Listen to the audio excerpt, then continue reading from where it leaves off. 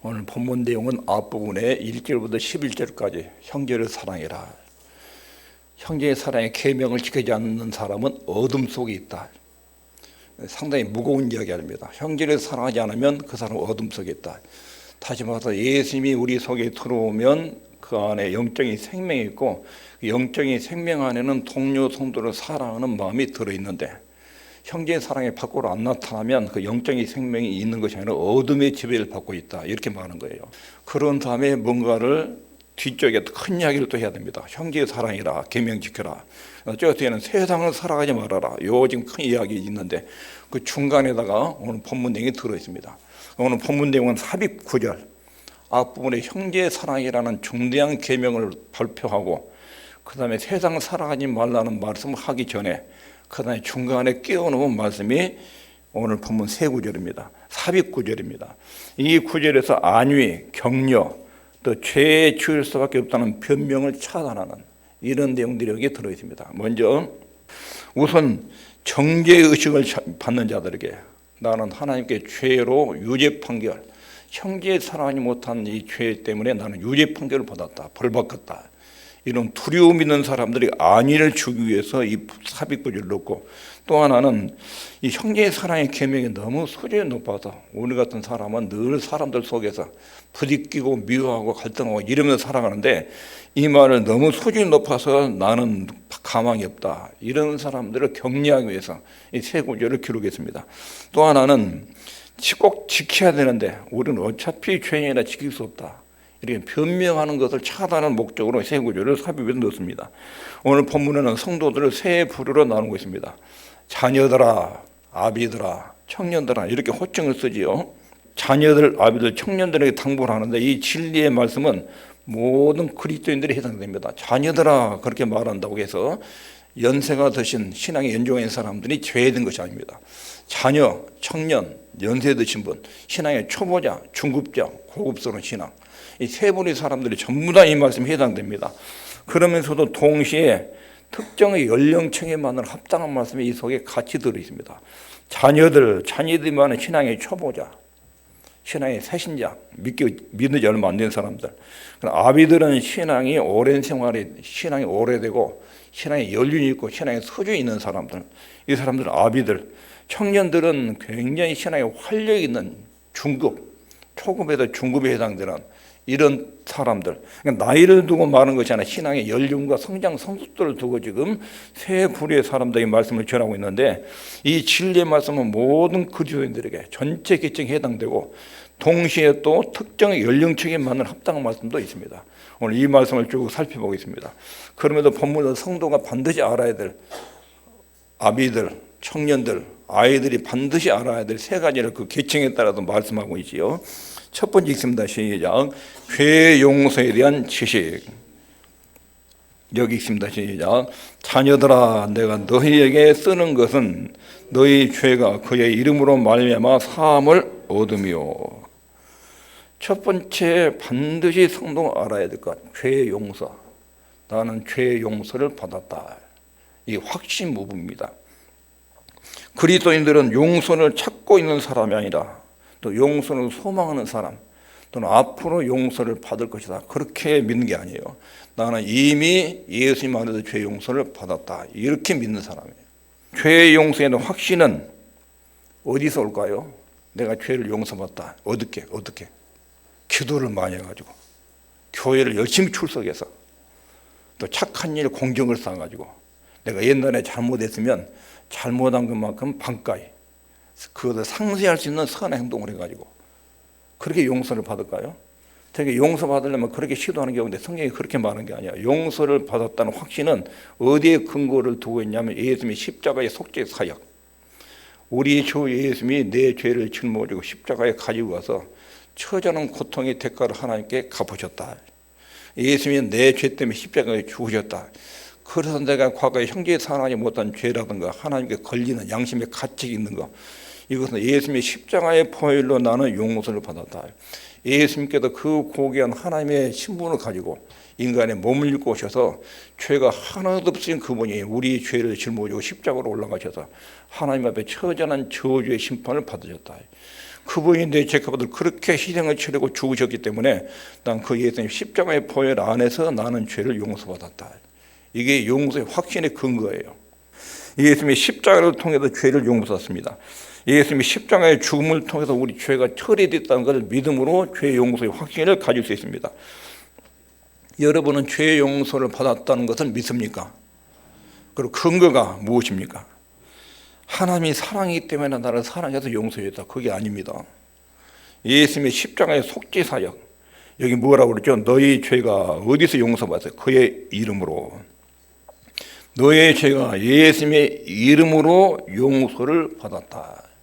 예수님을 통해서 용서를 받았다는 것입니다. 요한일서 2장 1절 2절에 만일 누가 죄를 범하면 아버지 앞에서 우리에게 대언자가 있으니, 아버지 앞에서 내 죄를 변호해주는 변호사가 있는데 대언자가 있으니 누구라고요? 곧 의로우신 예수 그리스도.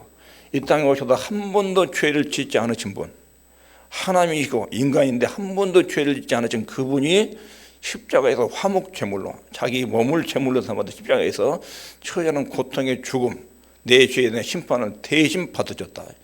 그래서 그 이름으로 말미암아 죄 용서를 받는다는 것입니다. 우리의 죄는 예수님 안에서만 다루어질 수 있습니다.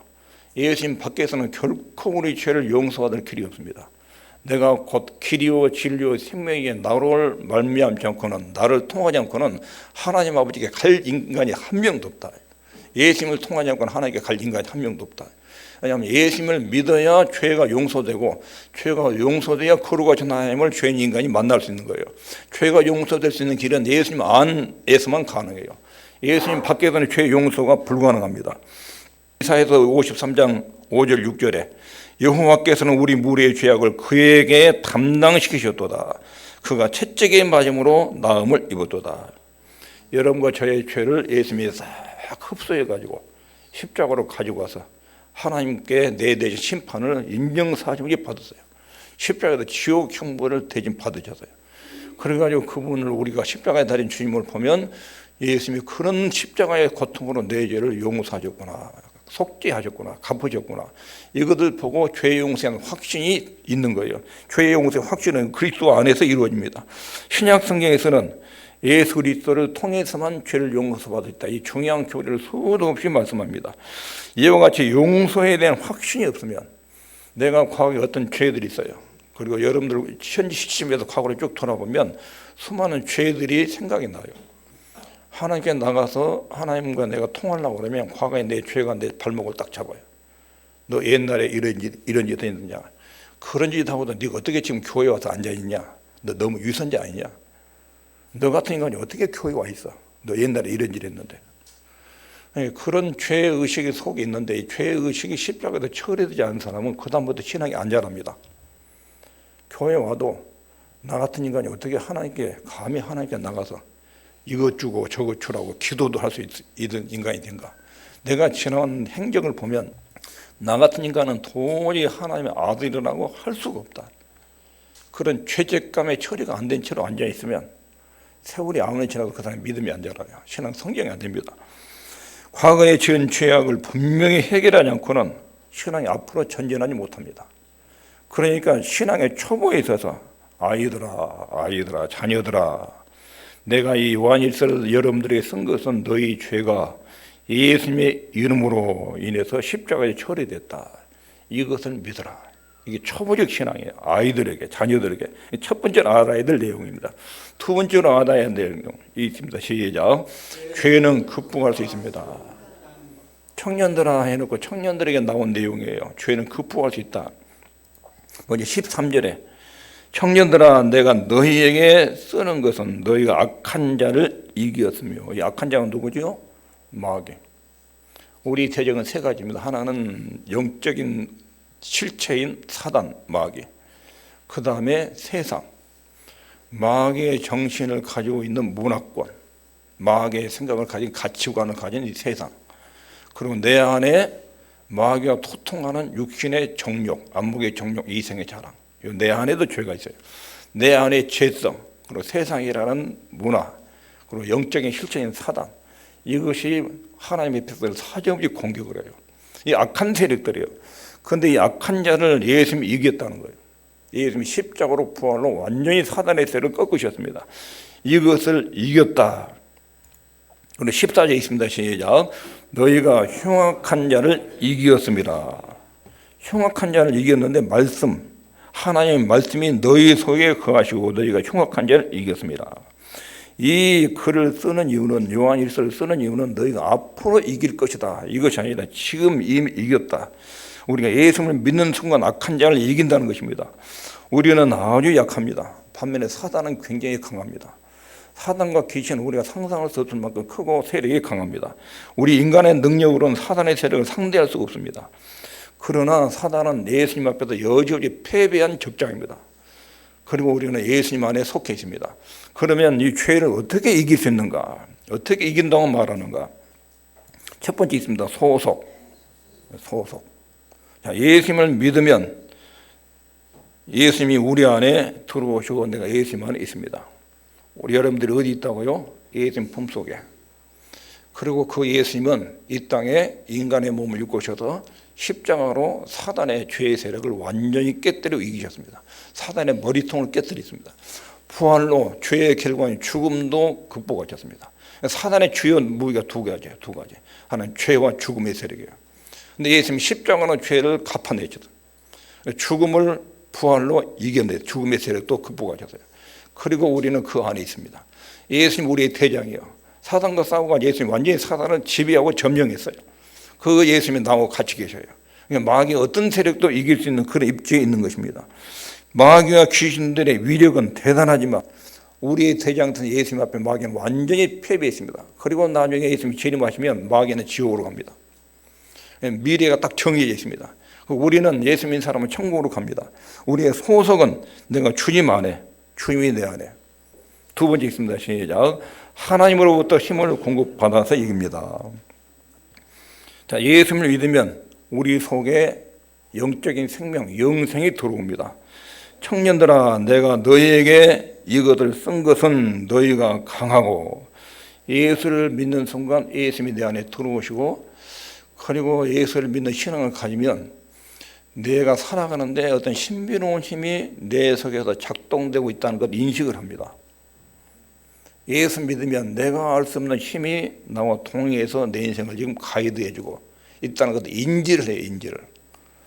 여러분 그거 있습니까? 하나님의 자녀는 그걸 압니다. 내가 할 수 없는지, 여기는 털몇이 내가 해낼 수 없는데 신비롭게 이게 풀려요.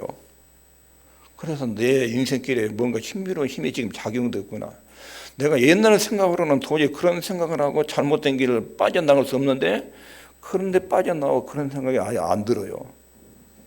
내 속에서 신비로운 주의 능력이 역사하고 있다는 걸 압니다. 어떤 힘을, 내가 이해할 수 없는 힘을 인지하게 됩니다. 우리는 이와 같은 힘을 공급받지 못하면 형제의 사랑, 세상 사랑하지 않는 거, 계명을 지키는 거, 이게 불가능해요. 형제의 사랑, 세상 사랑하지 말라, 계명을 지키는 것은 자기 의지적인 노력으로 안 되는 거예요. 우리 본성으로는 지켜낼 수 없어요. 예수님의 생명이 우리 속에 들어온 거, 그 생명이 영생인데, 그 영생의 능력 안에 주님의 신비로운 능력이 작동을 하고 그것을 인지를 해요. 예수 믿는 사람은. 내 안에는 내가 알 수 없는 신비로운 힘과 능력이 지금 작동되고 있다. 이것을 느끼고 깨닫습니다. 2장 14절 하반절에 하나님 말씀이 너희 속에 거하시고, 이런 표현이 있습니다. 하나님 말씀이 우리 속에서 그렇게 능력을 일으키고 우리 생각을 인도해 나갑니다. 베드로전서 2장 23절에 거듭난 것이 썩어질 씨로 된 것이 아니요 썩지 아니할 씨로 된 것이니 하나님의 살아있고 항상 있는 말씀으로 되었느니라. 그리고 야고보서 1장 20절에 있습니다. 시작. 우리 마음에 심긴 도에 대해 말씀하셨다. 그리고 에베소 6장 17절 시작. 성령의 검 곧 하나님의 말씀을 가지라. 하나님의 말씀은 죄에 대해서 싸울 수 있는 강한 힘을 줍니다. 청년들아, 너희가 강하고, 근데 강한데 말씀 안에서 하나님의 말씀은 우리의 죄의 정체를 또렷하게 알려줍니다. 거울 앞에 서면 자기 모습이 보이죠. 그런 것처럼 하나님 말씀을 읽으면 내 현 주소를 보게 됩니다. 내 생각의 현 주소, 내가 지금 내 인생의 방향이 어디로 가고 있는지, 죄 쪽으로 달려가고 있는지 하나님 쪽으로 달려가고 있는지 이게 눈 거울로 보입니다. 하나님의 말씀은 이렇게 우리 죄의 악성을 볼 수 있도록 도와줍니다. 말씀을 통해서 죄의 추악하고 더러운 모습도 밝혀집니다. 죄가 얼마나 더럽고 파괴적인지를 또렷하게 알게 하고 보여줍니다. 그리고 말씀을 통해서 예수님의 능력과 그리스도께서 어떻게 대적에서 죄를 물리치고 마귀를 이겼는지 이것도 알려줍니다. 죄를 이길 수 있는 방법도 가르쳐줍니다. 그래서 하나님의 자녀들은 하나님이 우리한테 이걸 지켜라 하고 요구하는 내용이 너무 수준이 높다는 걸 압니다. 내 본성으로는 지킬 수 없는 하나님의 계명들이 우리한테 전달됩니다. 근데 그 말씀을 들을 때마다 이거 참 내 속에서 이 말씀들이 순종이 안 되려는 거부감이 있는데 지키기가 불가능하게 느껴지는데 그런데도 불구하고 우리가 알아야 될 것은 내 안에 예수님의 생명이 들어왔다. 예수님이 내 안에 계시다.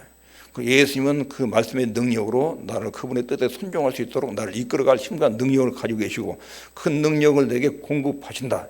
이것을 믿는 것입니다. 그것이 믿음으로 사는 것입니다.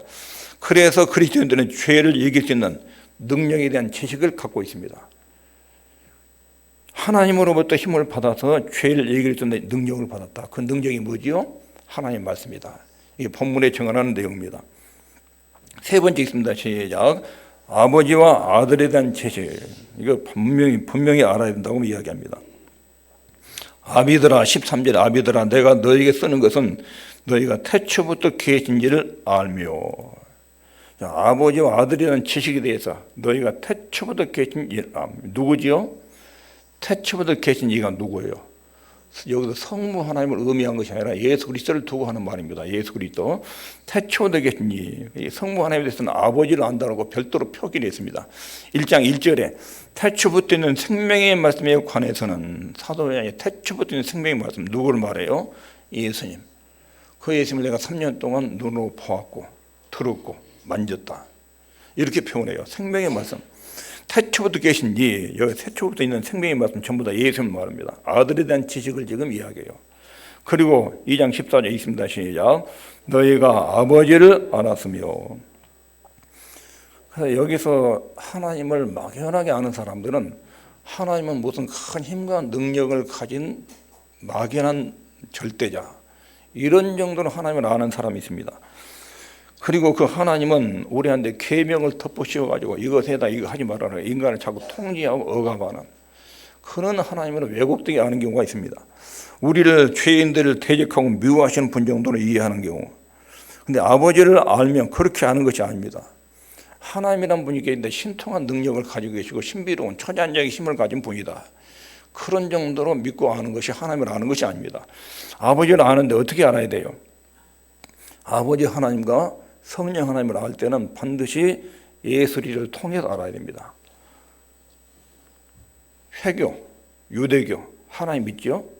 예수님이 없어요. 예수님이. 회교에서는, 이슬람에서는 예수님을 구약의 선지자 중에 하나 정도로 알아요. 인간 중에 도덕성이 탁월한 사람, 그런 정도로 알아요. 그렇게 아는 사람들은 여호와 하나님을 몰라요. 유대교도 예수님을 안 믿어요. 예수리도 하나님을 인정하지 않아요. 유대교에서도 하나님의 아버지를 아는데 예수님을 통해서 알지 않으면 그 하나님 아버지는 가짜예요. 성경이 말하는 하나님이 아니에요. 하나님을 알되 아버지를 아는데 예수님을 통해서 알아야 돼요. 아들에 대한 지식이 있어야 아버지와 성령 하나님을 알게 됩니다. 삼일체에 대한 신관이에요. 삼일체에 대한 신은 예수 그리스도를 정확하게 알아야 예수님을 통해서 성부 하나님, 예수님을 보내신 하나님을 알게 되고, 그 다음에 예수님이 십자가의 속죄 사역과 부활 승천 이후에 성령께서 아버지와 아들을 통해서 파송을 해요. 이 땅에. 성령 하나님에 대한 이해가 예수님 안에서 이루어진 거예요. 이와 같이 인간적으로 하나님을 막연한 절대자, 신성한 능력을 가진 자, 이 정도로 아는 것이 아버지를 아는 것이 아닙니다. 그분에 대한 신학성경의 교리에 대해서 알아야 됩니다. 무엇보다도 개인적으로 알고 또 그분의 필요한 시간에 유혹받는 상황에서 아버지에 대한 신앙 고백이 정확하게 이루어집니다. 성부 하나님 우리 인생에 대한 창조 계획과 구원 계획을 수립하셨습니다. 성자 예수님은 그 창조주 하나님이 세우신 구원 계획을 이 땅으로 오셔서 이루시고 성취하십니다.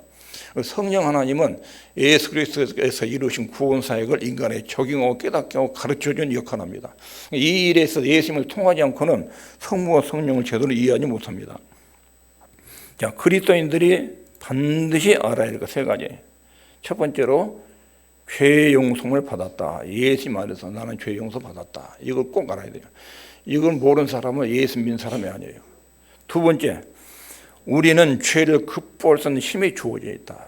내 안에 주님의 생명력이 내 속에 지금 들어와 있다. 예수님 내 안에 계시다.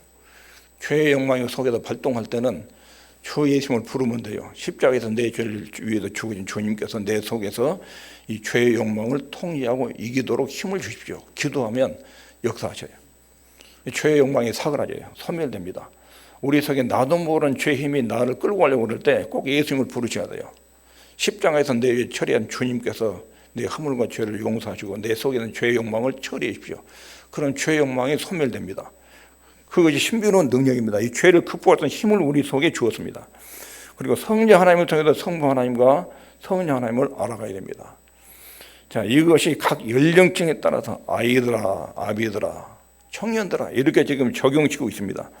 자녀들아 이 말은 믿음의 초기 과정에서 꼭 알아야 될 것. 이것이 하나님이 내 아버지가 되신다. 그분이 내 죄를 용서하셨다. 그래서 나는 그분의 아들이 됐다, 딸이 됐다. 이게 자녀들 수준의 신앙의 초보에도 꼭 알아야 돼요. 두 번째는 청년들아 그래. 청년들.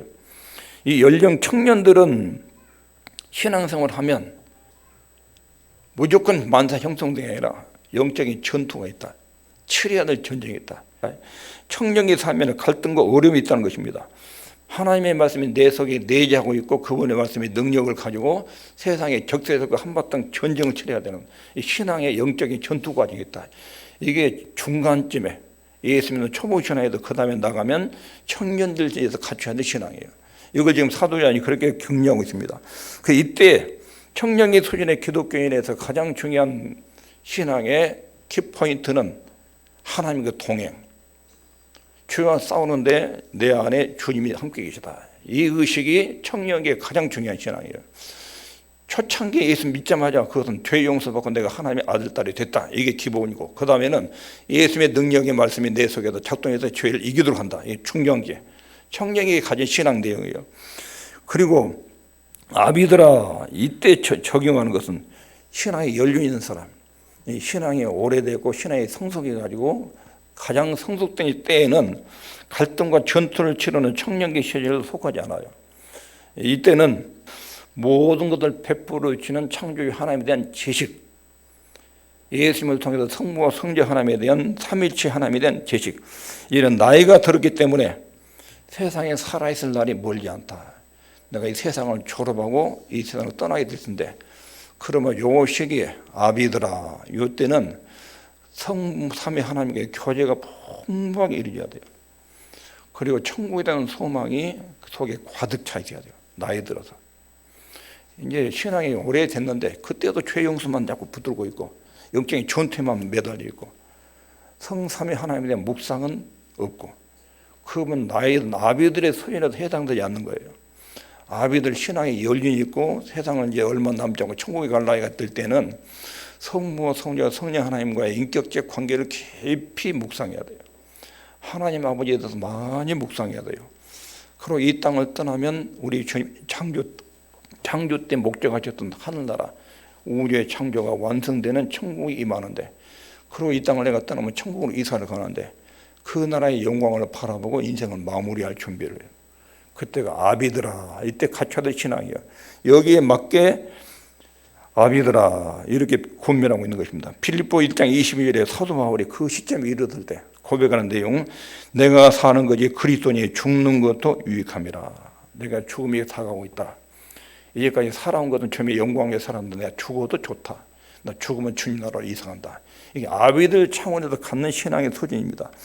요 세 단계에서 여러분의 신앙 지금 경로가 어느 쪽에 있는지 1번이 있는지 2번이 있는지 3번이 있는지 이 셋 중에 여러분들의 과정이 한 과정에 지금 소속되어 있고 그 성장 과정을 거치고 있습니다. 아직도 죄 용서에 대해서 잘 모르고 내가 하나님의 자녀인지 아닌지 모르고 한 사람은 지금 이제 초보정 1번이에요. 아이들이요. 영적인 아이들. 근데 지금 예수 믿고 한참 영적인 전투를 막 치르고 있고 하나님의 뜻과 세상의 정신과 막 충돌이 일어나고 갈등을 하는 이런 경우는 청년기다. 청년기. 죄를 극복하는 힘에 주어졌다는 알아야 될 청년기. 그리고 이런 과정을 통해서 신앙이 완숙되고 천국 갈라도 얼마 안 남고 이런 단계에 있는 사람은 아비들의 신앙이 있어요. 아비들. 이때는 하나님을 잘 알아야 돼요. 하나님을. 그리고 하나님과 풍성한 교제를 통해서 천국에 대한 소망으로 마음이 꽉 채워져야 돼요. 그러지 않으면 노년이 굉장히 허무하고 늙어가는 것이 굉장히 서글프고 그런 우울증에 빠집니다. 우울증에. 나이가 들어갈수록 삼위 하나님과 깊은 교제를 통해서 천국에 대한 소망이 마음속에 꽉 채워져야 합니다. 여기 연세 드신 분이 많은데 그러지 않으면 늙어가는 것에 대해서 굉장히 서글프고 허무하고 날마다 헤매게 됩니다. 이런 은혜가 여러분과 저에게 충만하게 있기를 바랍니다. 기도하겠습니다.